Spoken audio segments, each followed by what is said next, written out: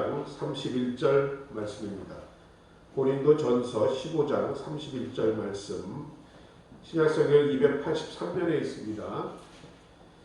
고린도전서 15장 31절의 말씀 함께 읽겠습니다. 형제들아, 내가 그리스도 예수 우리 주 안에서 가진 바 너희에게 대한 나의 자랑을 두고 단언하노니 나는 날마다 죽노라.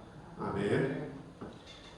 네, 고린도전서 15장 31절 본문으로 날마다 죽는 사람이라는 제목으로 함께 이 시간 은혜를 나누도록 하겠습니다.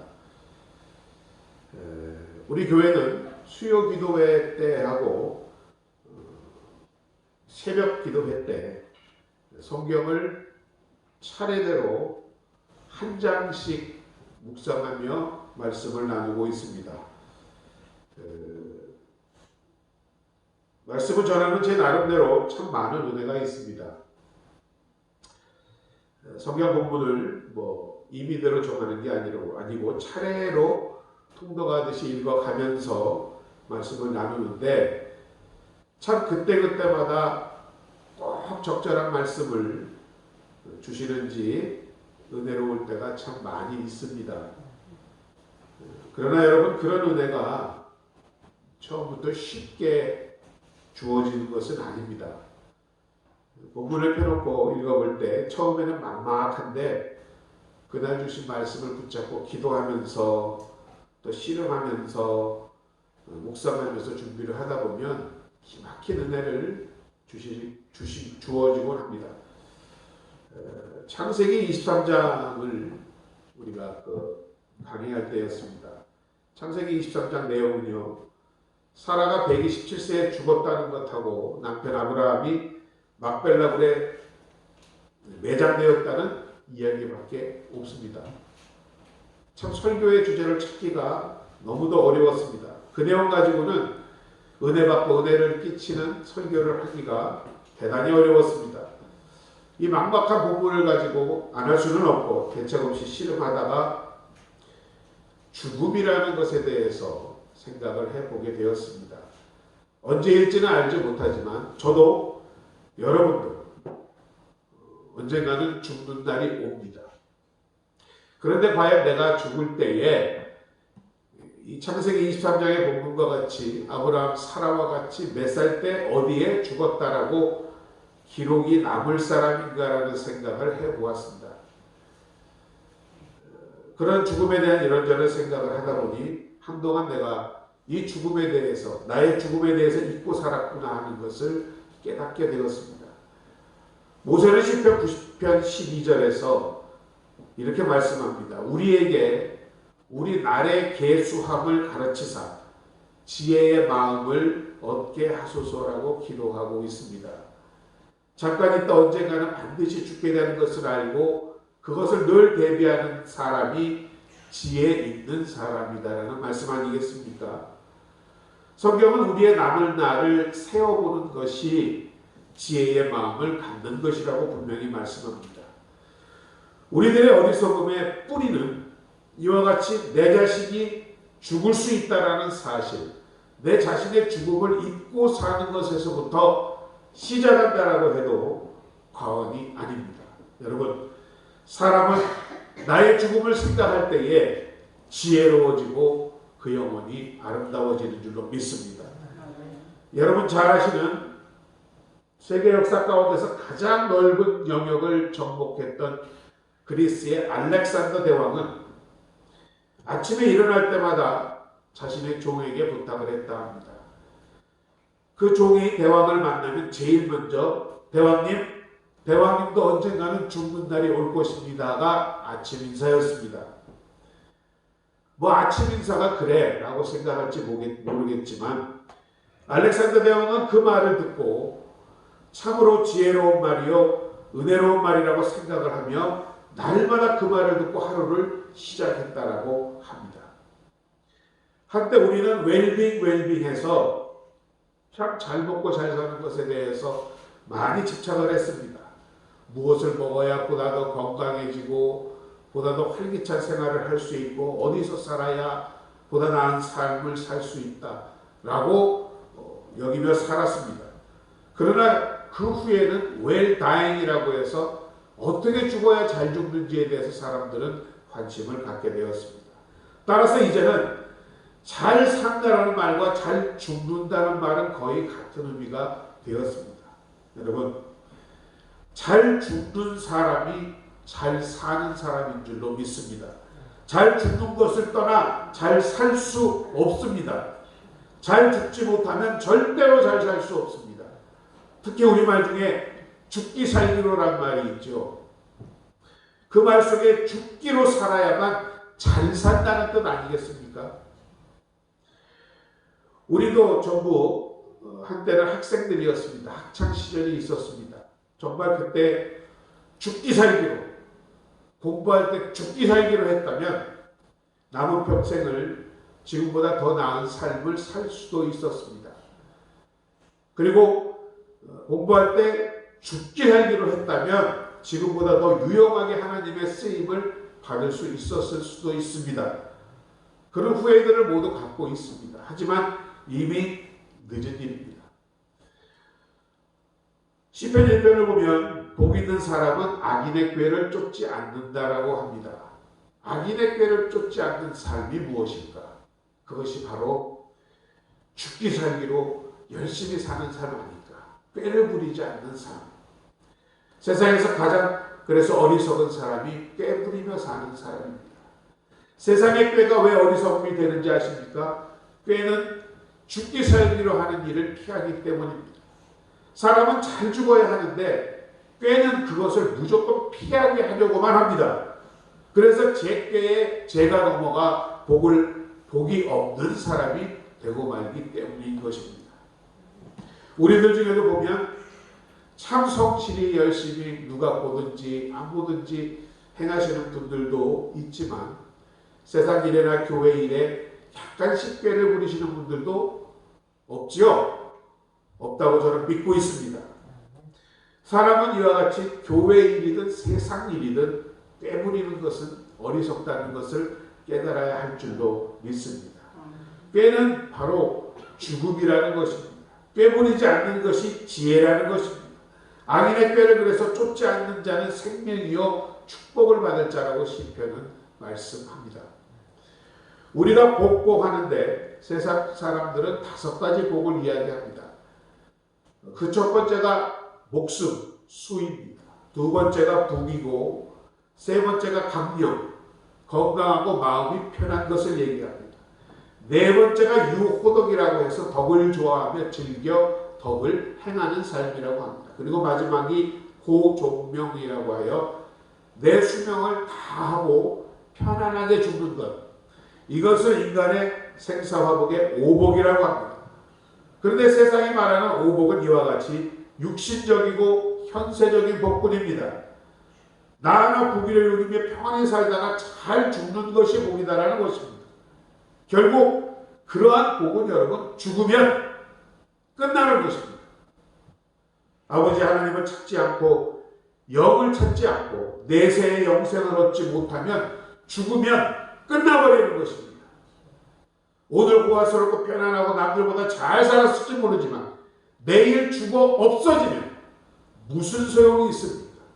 그래서 성경이 말하는 참된 복이란 첫 번째로 어린아이가 부모를 찾아 엄마의 품에 안기듯이 하나님을 찾는 것이라고 말하고 있습니다.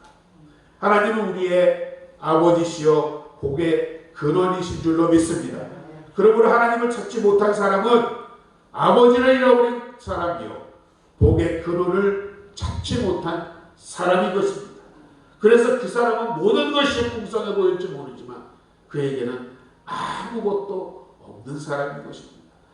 둘째로 성경에서 말하는 참된 복이란 신령한 은사를 통하여 영이 살고 진리를 알고 하늘나라를 소유할 수 있는 사람을 진정한 복된 사람이라고 하고 있습니다.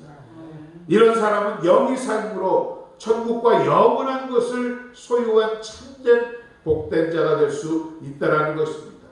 그리고 셋째로 영적인 구원을 이루어서 내세에 면류관을 받을 수 있는 영원한 영광을 누릴 수 있는 자들이 참된 복을 누리는 사람이라고 성경은 말씀합니다.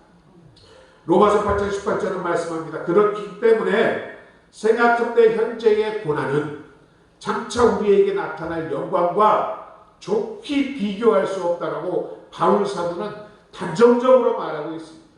여러분 지금 받고 계신 고난이 힘들고 어렵고 너무도 괴롭습니다. 그러나 이것을 인내하며 믿음 가운데 이겨나갈 때에 장차 여러분에게 주어질 영광과는 차마 비교도 되지 않는다는 사실을 오늘도 믿고 신앙생활하시는 복된 여러분들 되시기를 주의 이름으로 축원드립니다. 그래서 마태복음 5장에서는 예수님이 성경에서 말하는 8가지 복을 나타내고 있습니다. 그리고 이 8가지 복이 바로 하나님이 주시는 복을 누릴 수 있는 방법이기도 합니다. 첫째가 심령이 가난한 사람입니다. 그리고 애통하는 사람입니다. 온유하고 의에 줄이고 목마른 사람입니다. 긍휼히 여기는 사람이며 마음이 청결한 사람이며 화평케 하는 자고 의를 위하여 핍박을 받는 자들이라고 하고 있습니다. 이것은 육신의 관점에서 보면 복이 아닙니다. 어떻게 가난하고 애통하고 핍박받는 것을 누가 복이라고 하겠습니까? 그러나 이 8가지 복이 바로 진정한 복이요 하나님이 우리에게 허락하신 참된 복임을 이 시간 다시 깨닫는 여러분 되시기 바랍니다.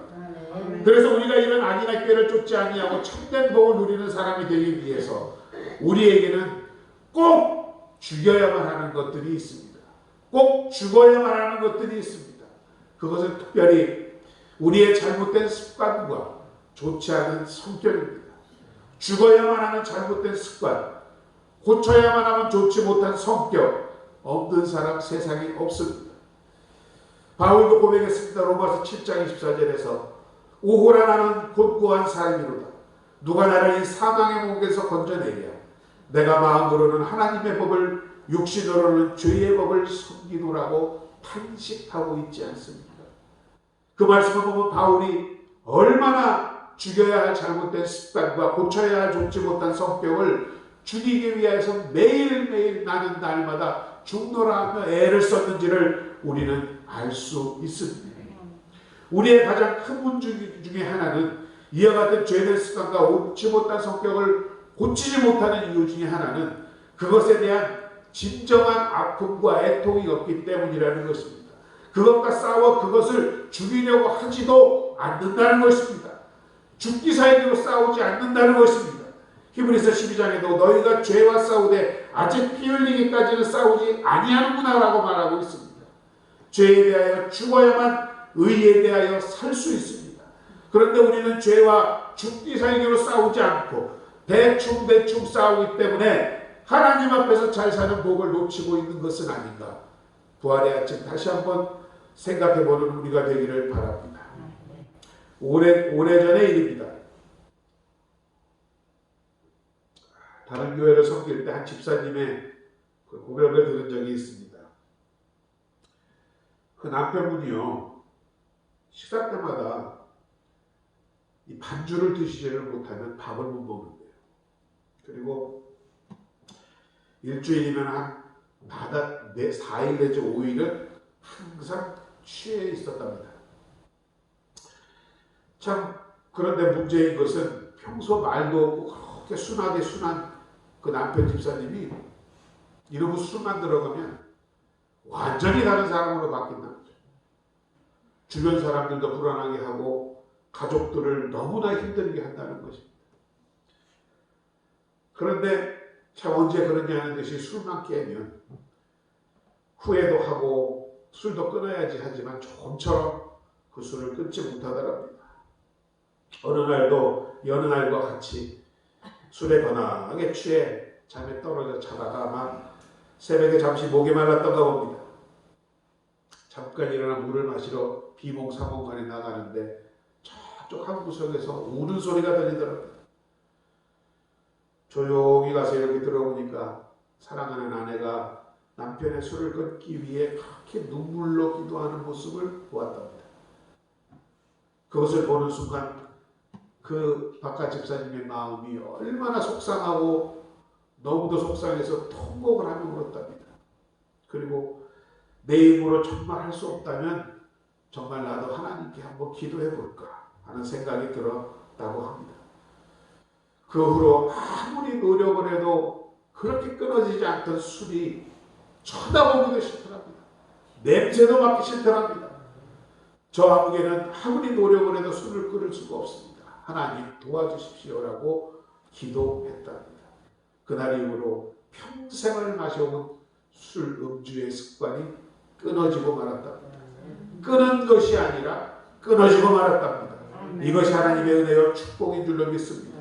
이 집사님은 잘못된 습관에 대한 안타까움과 통곡으로 하나님께 기도함으로 그것을 끊을 수 있게 되었던 것을 말하고 있습니다.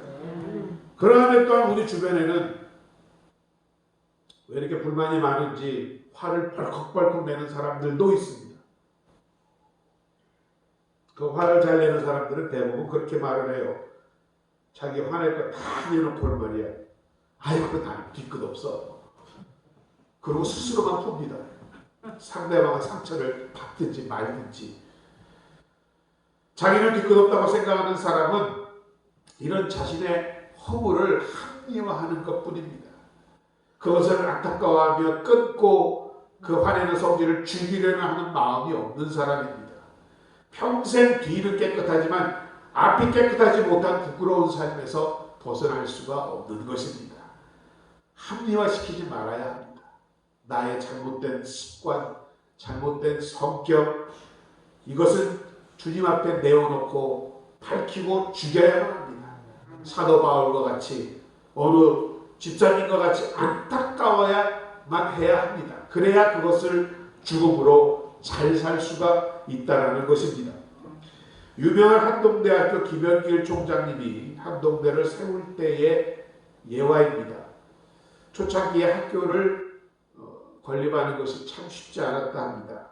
특히 어려운 일을 많이 당했는데 어느 날 학교 일 때문에 그 한동대 김현길 총장님이 인간적인 모욕을 당하고 감당하기 어려운 일을 당하고 집에 들어오셨답니다. 사모님도 그 사실을 알고 걱정스럽게 총장님을 이렇게 지켜보았답니다.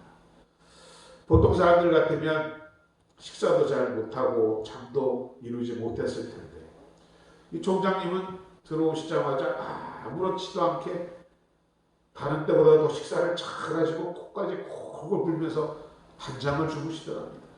하도 신기해서 다음날 그 사모님이 여쭤보았답니다. 아이고 당신은 어찌 그런 일을 당하고도 그렇게 편안해? 그렇게 멀쩡해? 라고 하자 그 총장님 말씀, 아이고 나 뭐 이미 그리스도의 안에서 죽은 시체인데 뭐 시체가 화내겠어? 여러분 이것 아니겠습니까? 믿음으로 자신의 성질을 죽였다라는 것입니다. 우리는 말로만 나를 죽이고 있는데 그 총장님은 정말 믿음으로 자신의 모든 잘못된 것을 죽였던 것입니다. 갈라디아서 5장 24절에 말합니다. 그리스도 예수의 사람들은 우리 육체와 함께 우리의 정과 욕심을 십자가에 이미 못 박았다라고 말씀하고 있는 것입니다. 갈라디아 2장 10절에서도 내가 그리스도와 함께 십자가에 못 박혔나니 그런즉 이제 내가 산 것이 아니요 오직 내 안에 그리스도께서 사신 것이라. 이제 내가 육체 가운데 사는 것은 나를 사랑하사 나를 위하여 자기 몸을 버리신 하나님의 아들을 믿는 믿음 안에서 사는 것이다 라고 말씀하고 있는 것입니다. 하나님을 믿는다는 것은 입으로만 주여 주여 하는 것이 아니라 정말 믿음으로 자신의 잘못된 성질과 습관을 죽이며 사는 삶, 이것이 하나님을 믿는 일인 줄로 믿습니다. 성경을 보면 정말 잘 죽어서 잘 산 사람들의 이야기가 많이 있습니다. 모든 성경의 믿음의 선배들은 다 잘 죽어서 잘 산 사람들입니다. 요셉은 그 믿음으로 자신의 원한을 죽인 사람입니다. 자기를 종으로 팔아넘긴 형들을 끌어안고 눈물로 저들을 용서한 사람이었습니다. 다윗도 그러합니다. 자기를 죽이려는 사울을 굴속에서 만났지만 인간적으로 단칼에 문제 해결을 할 수 있었지만 믿음으로 그것을 용서한 사람이었습니다. 그 원한과 미움을 죽였던 사람이었습니다. 또 잘 죽어서 잘 산 사람을 이야기할 때 빼놓을 수 없는 사람이 바로 모세입니다. 모세는 이스라엘 백성을 가나안으로 이끈 하나님의 사람이었습니다. 모세는 그러나 가나안 들어가기 일보 직전에 느보산에 올라가 죽었습니다. 자신의 이룬 업적과 성공에 대해서도 죽을 줄 알았던 훌륭한 신앙의 위인이었던 것입니다. 하나님은 모세 이전에도 모세만한 선지자가 없었다라고 칭찬하셨던 가장 중요한 이유가 바로 느보산에서 그가 죽었기 때문입니다.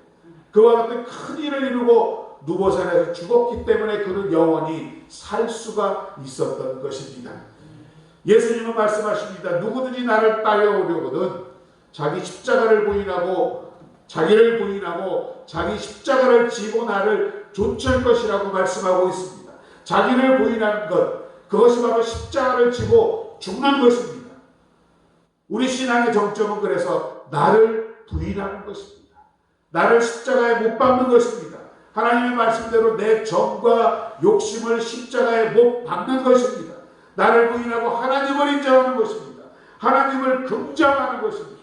나의 욕심과 욕망과 삶의 목적과 꿈으로 삼지 않고 하나님의 뜻과 소명을 이루는 것을 삶의 목적으로 삼고 사는 것인 줄로 믿습니다. 그리하여 먹든지 마시든지 무엇을 하든지 다 자신을 위하여 하지 않고 하나님의 영광을 위하여 하는 삶인 줄로 믿습니다. 여러분, 오늘 본문과 같이 우리가 믿음의 결국은 부활입니다. 잘 죽어야 참된 부활의 의미를 우리는 가질 수 있습니다. 언제나 한번 말씀드린 예화입니다. 의과대학에서 그 해부학 실습하기 위해서 우리 강아지를 해부를 했는데 그 강아지가 배가 열렸지만 다 죽지 않았더랍니다. 배가 열린 채로 눈이 시뻘개져서 여기저기 막 기어다니면서 피를 뿌리고 사람을 물려고 하는 강아지의 모습. 죽으면 제대로 죽어야지 어설피 죽으면 그렇단 말이에요. 그래서 제대로 죽으면 완전히 죽어야만 주님도 완전히 돌아가셨기 때문에 오늘 부활하실 수가 있었음을 믿으시는 여러분들 되기 바랍니다. 하나님의 나라는 생명입니다. 거기는 아픔이 없답니다. 슬픔도 없고 여러분들이 하얀 세마포를 입고 금별관 쓰고 천사처럼 나풀나풀 다니면서 하나님 예수님과 매일 만나고 반갑게 웃고 걱정도 근심도 죽음도 없는 곳이라는 것입니다. 여러분, 부활이 바로 그런 나라로 우리를 인도하는 사건인 줄로 믿습니다. 세상에 아무리 잘 사는 나라 미국이라고 해도 하늘나라와 비교하겠습니까? 잘 사는 사람이 되려면 하나님 나라의 백성이 되어야 할 줄로 믿습니다. 그렇게 하나님 나라의 백성이 되려면 세상적인 정과 욕심을 십자가에 못 박고 여러분을 죽이는 여러분 되시기를 주의 이름으로 축원드립니다. 우리가 이와 같이 나를 부인하지 못하고 나를 십자가에 나의 정과 욕심을 못 박지 못하기 때문에 예수 믿는다 하면서도 우리의 삶이 천국이 되지 못하는 이유가 있지 않을까. 부활의 아침 함께 돌아보는 여러분 되시기를 주의 이름으로 축원드립니다. 바울은 이와 같이 부활을 믿고 살았습니다. 내가 부활할 수 있기에 모든 고난과 모든 역경을 다 참아낼 수 있었습니다. 부활 후에 누린 그 영광스러운 하늘나라의 삶을 늘 소망하였기 때문 아니겠습니까? 그래서 오늘 본문에서도 고백합니다. 나는 날마다 죽노라. 날마다 죽는 게 나는 좋다, 기쁘다 라고 오늘 고백을 하고 있는 것입니다. 우리도 날마다 죽어야 날마다 사는 줄로 믿습니다. 날마다 죽어야 영원히 사는 줄로 믿습니다. 예수 믿는다 하면서도 세상의 정욕과 욕심을 버리지 못하고 세상적으로 잘 살려고 하기 때문에 잘 죽지를 못합니다. 그러하기 때문에 하늘나라의 축복을 누리지를 못한다는 것입니다. 부자는 하나님 나라에 들어가기가 낙타가 바늘구멍으로 들어가는 것보다도 어렵다고 주님은 말씀하셨습니다. 부자도 잘 죽어야 합니다. 그래야 하늘나라에 들어갈 수 있다는 것입니다. 부자가 잘 죽는 것이 무엇입니까? 나의 차고 넘치는 그 많은 재물을 잘 나누어 쓰는 것입니다. 피 같은 돈을 세상과 하나님을 위하여 흘리는 것이 부자의 죽음이라는 말씀입니다. 어떤 부자가 예수님께 어떻게 해야 영생을 얻겠느냐고 물어보았을 때 율법을 지키라고 말씀하셨습니다. 그 부자 청년은 자기 누구보다도 율법을 잘 지켰다고 합니다. 그러자 예수님께서 그러면 마지막으로 내 가진 재산을 모두 팔아 가난한 자에게 나누어주고 너는 나를 따르라 했습니다. 그때 여러분 부자 청년 어떻게 했지요? 나 몰라요 하고 주님을 떠나버렸습니다. 그것으로 그는 영생을 얻지 못한 것입니다. 진정으로 잘 사는 것으로부터 영원히 멀어져 갔던 것입니다. 자, 부활절 아침 오늘 말씀을 마칩니다. 우리 모두는 하나님의 은혜로 여러분 참으로 부족하고 연약한 사람이지만 복 많이 받은 사람인 줄로 믿습니다. 세상적으로도 복 받았습니다. 물질적으로 크게 가난하지 않습니다. 아니 오히려 부해졌습니다. 참 복을 많이 세상적으로도 받은 사람인 줄로 믿습니다. 그러나 그것만이 우리의 생명이요 인생의 목적인 줄 알고 그것만 붙잡고 있으면 더 귀한 축복과 생명을 붙잡을 수 있는 손이 없는 것입니다. 여러분의 성공도 죽이고 유명함도 죽이고 가지고 있는 재산과 물질도 잘 죽여야 여러분이 진정 살아남을 수 있다는 것입니다. 그것이 쉽지 않음을 저도 알고 있습니다. 그러나 오늘 우리 사도 바울처럼 진정 부활을 믿기에 하나님 나라를 소망하기에 참 힘들지만 참 어렵지만 세상의 정과 욕심을 십자가에 못 박는 여러분 되시기를 주의 이름으로 축원드립니다. 하나님이 여러분께 주신 모든 힘과 능력과 재물과 기회를 하나님 나라를 위하여 관제처럼 다 쏟아부으실 수 있는 여러분 되시기를 주의 이름으로 축원드립니다. 살려고 하면 죽습니다. 세상에서 잘 살려고 하면 하나님 나라에는 못 사는 사람이 될 수밖에 없습니다. 바울처럼 죽어야 삽니다. 날마다 죽어야 우리는 삽니다. 어떻게 하면 남보다도 잘 살 수 있을까 생각하며 살아온 것을 이제는 돌이키시기 바랍니다. 어떻게 하면 남보다 더 잘 살 수 있을까를 고민하며 욕심부리며 살아올 때 바울과는 정반대로 우리는 어떻게 하면 남보다 더 잘 죽을 수 있을까를 고민하는 살아가는 여러분 되시기를 주의 이름으로 축원드립니다. 오늘 예수 그리스도도 주님의 말씀에 순종하여 잘 죽었기 때문에 온전한 부활을 하실 수 있었습니다. 갈라디아 2장 읽었던 말씀과 같이 내가 그리스도와 함께 십자가에 못 박혔나니 그런즉 이제는 내가 산 것이 아니 오직 내 안에 그리스도께서 사신 것이다. 이제 내가 육체 가운데 사는 것은 나를 사랑하사 나를 위하여 자기 몸을 버리신 하나님의 아들을 믿는 믿음 안에서 사는 것이 여러분 잘 사는 것인 줄로 믿습니다. 날마다 나를 죽임으로 나의 못된 습관과 성격을 죽임으로 나의 모든 가진 것을 죽임으로 정말 예수를 잘 믿어 세상에서도 그리고 신앙적인 면에서도 누구보다 잘 주고 부활의 삶을 누리시는 여러분 되시기를 주의 이름으로 축원드립니다. 아버지 하나님 은혜와 사랑을 감사드립니다. 참으로 감사한 부활주일 아침 오늘도 아버지 주님의 부활을 바라보며 소망하며 나아가게 하여 주시니 감사드립니다. 오늘 말씀과 같이 우리의 삶을 통하여 온전한 순종의 삶을 통하여 아버지 하나님 부활의 영광에 참여하는 우리 모두가 되게 하여 주옵소서. 어려움과 고난과 시련 가운데서도 오직 아버지 하나님 믿음을 통하여서 그것을 이기며 인내할 수 있는 우리 모두가 되게 하여 주옵소서. 그리하여 충만 영광의 면류관을 모두 함께 쓸 수 있는 하나님의 귀한 백성들 되게 하여 주옵소서. 예수님의 이름으로 기도드립니다. 아멘. 자, 이 시간 우리 주신 말씀 잠시 묵상하면서 함께 기도하기 원합니다. 특별히 그리고 코로나로 인하여 고통받는 가정들이 있습니다. 함께 치료를 기도하기 원합니다. 또 우리 장로님 병원에 입원하여 계십니다. 속히 온전히 회복되어 다시 우리 곁에 함께 신앙생활할 수 있도록 함께 기도하겠습니다. 주여 일창하고 기도합니다. 주여